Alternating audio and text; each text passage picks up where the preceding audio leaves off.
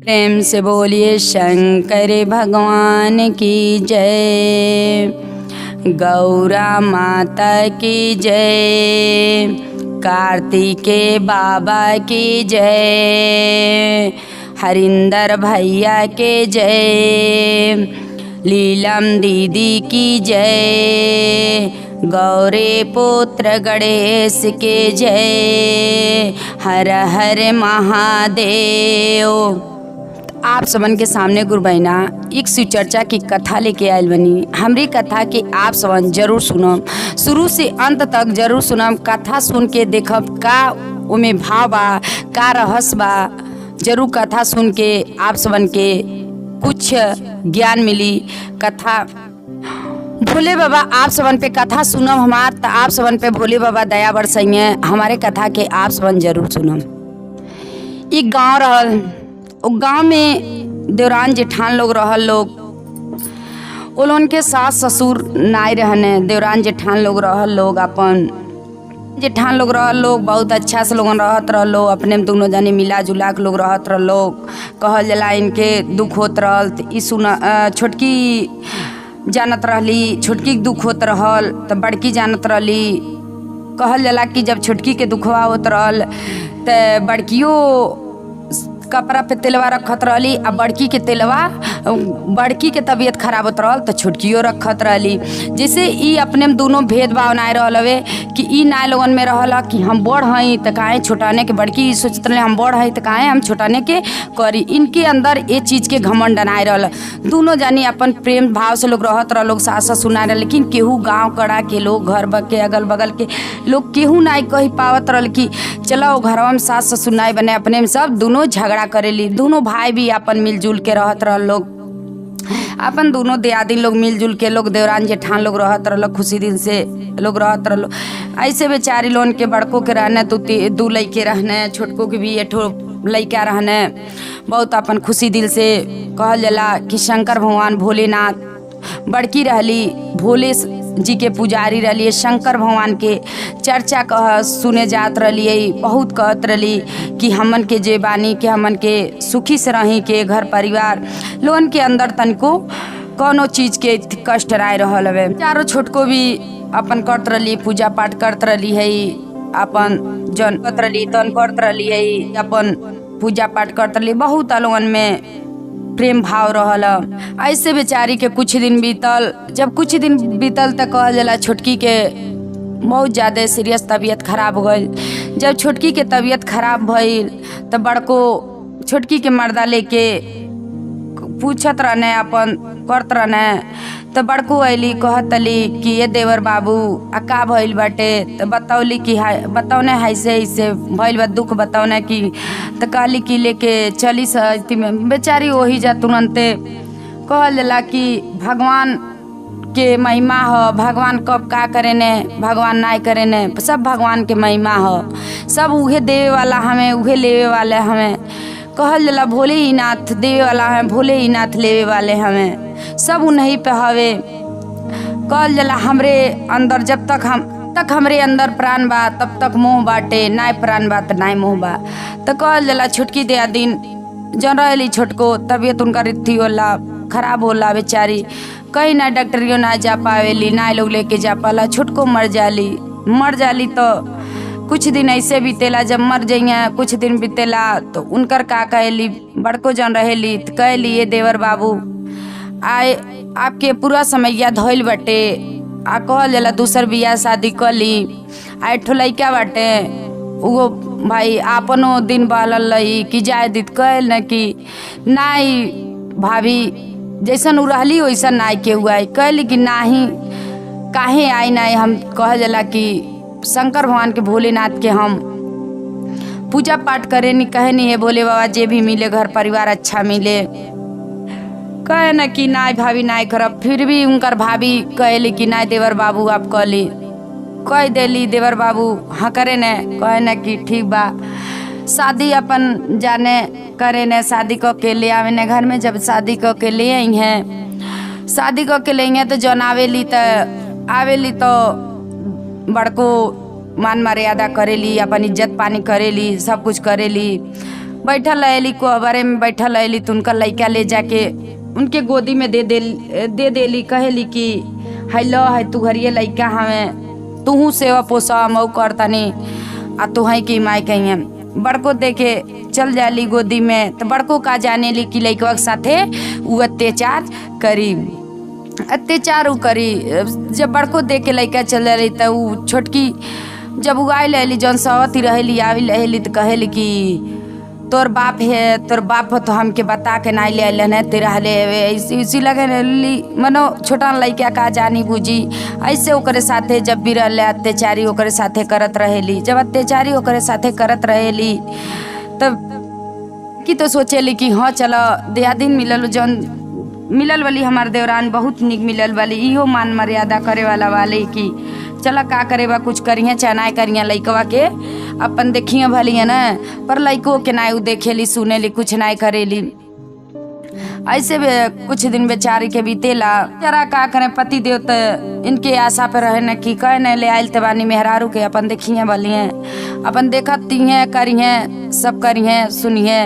आधे दिन भी जौन जेठान भी रहेली कहली कि उ तो देखत ली तो अपन बारे के अपन लोग काम करत रहेला लोग। लइका छोटा रहेला लइका के कहल जाला कि खटिया से ढकेल देली, लइका दूध पिए मावेला तो दूध ना पिए देली, लइका नटई दाबेली, लेकिन लइका कहल जाला छोट रहे न तो लइका कुछ जाने न ना। धीरे धीरे बेचारू लइका होने 4 साल के होने कुछ बोले कहे वाला हो जाने के लइका के इतना सतौले रहली कि तोके हम कुछ करतनी तू ते अपने बाप से कहिए ना।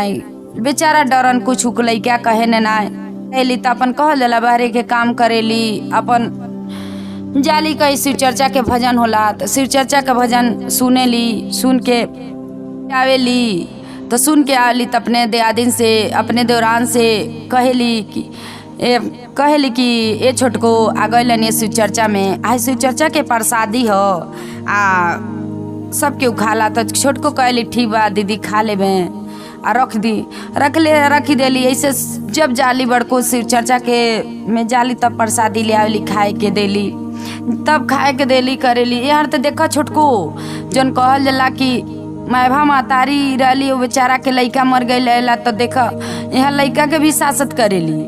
आए हर प्रसादी शंकर भगवान के भोलेनाथ के प्रसादी के भी ई गलत ठहरा देली। जब भी उनकर जेठान प्रसादी ले आवेली कहेली कि ये दीदी रख दी खा ले तनी, कहेली कि ये छोटको है प्रसादी ले आयल बानी भोलेनाथ के तू प्रसादी है खा लियो तो कहली ये दीदी रख दी।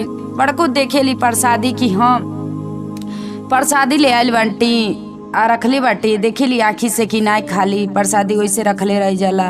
बेचारी पावेली के तो कहीं रहला उठा के खा लेली, उठा के खा लिए लेकिन पर कहल जाला अपने देवरे से कहेली ना काहे ना कहली जायदा ओकर नाई मन बाटे कैले के तो कौन जोर जबरदस्ती बाटे आ कौन काले ताकबा नाई कहब सुनम से करत रहली। तो एक दिन लइका कैसे मारत रहली तो देखेली जेठान देखेली तो कहली कि कहो छोटको का लइकवा बिगड़लस तू मरलू हऊ आ हमको तू बता दो। कहली कि का कैलस हवे चायवा बनौले रहनी ते धैले रहनी ते ढाई देलस तो छोटा लइका बा तो के मारम नहीं तो सुधरी ऐसे कहली। पर उ लइका कहला कोनो गलती नहीं कैले रहला, बिना अन्याय के उ बिना गलती के मारत रहेली। अन्य का कहली अरे ते अइले तो अपन माई खा गईले, माई खैले तो तोरे चलते हमें घर में आईनी। लइकवा का जानी लइकवा कैसे कहत रही कि ते अइले तो अपन माई खा गईले तो तोरे चलते हमें घर में आईनी।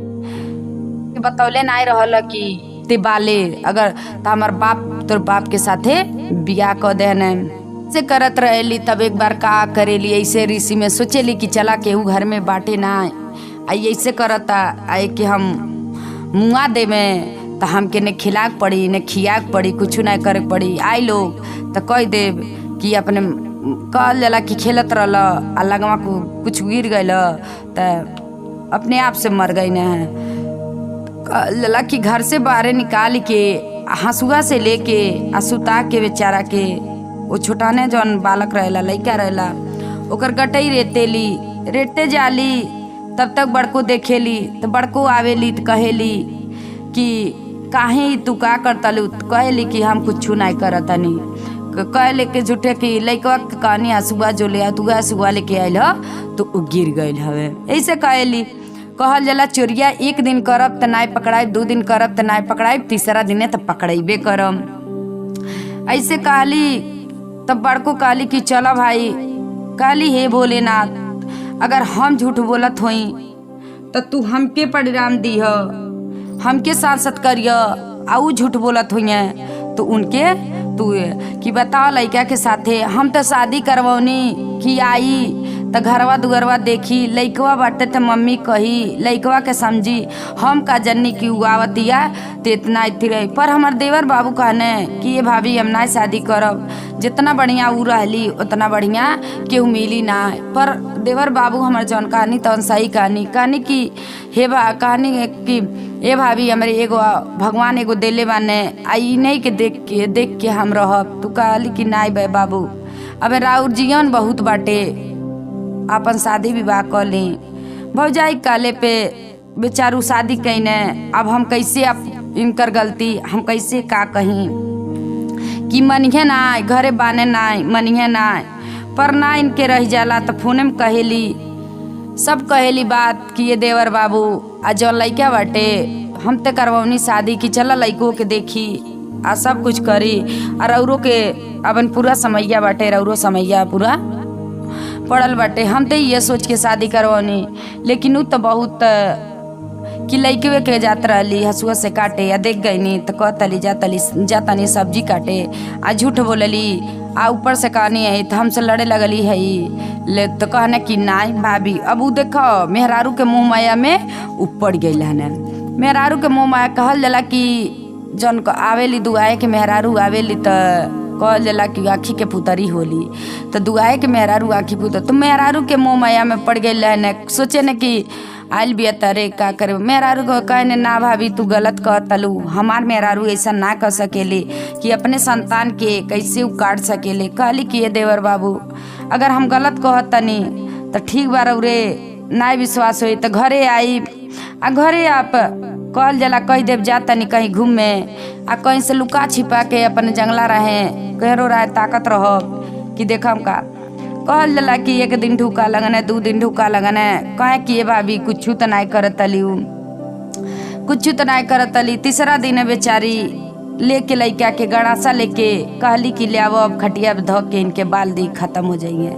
ने रही बांस ने बाजी बांसुड़ी, लइका के लेके कहल जाला कि ऐसे खटिया पे जैसे सुतावे लिया जैसे बाकी खोज के ले आवेली। कहली कि अब तो के हम तो तोके अब बलिदान दे देव, अब तोके ने तोर बाप से ना तोर माई तो तोके छोड़ के चल गई तो ते हुए दुनिया चल जो ऐसे कहत रहेली आ बाकी ऐसे ले रहली।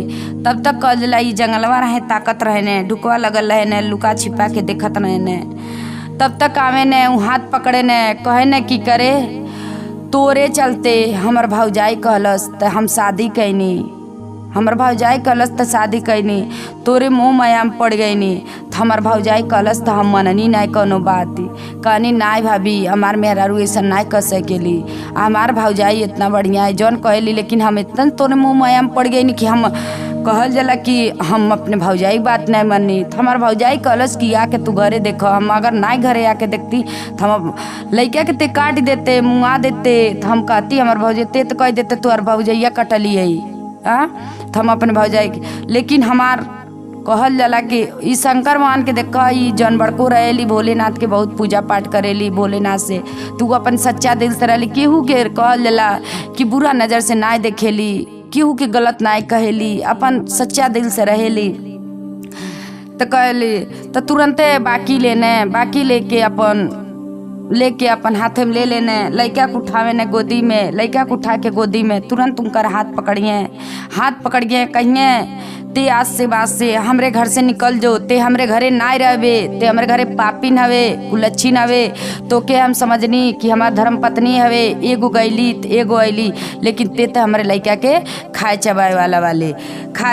तो ऐसे कहने कि अरे कहल जला मैभा होली आपन होली कंचिते। तो ये बात है तो अगर बाप नहीं सही रही है तो केहू के महतारी मर गई, बाप नहीं सही नहीं है तो दूसरा माँ बाप महतारी है, गलत ना है।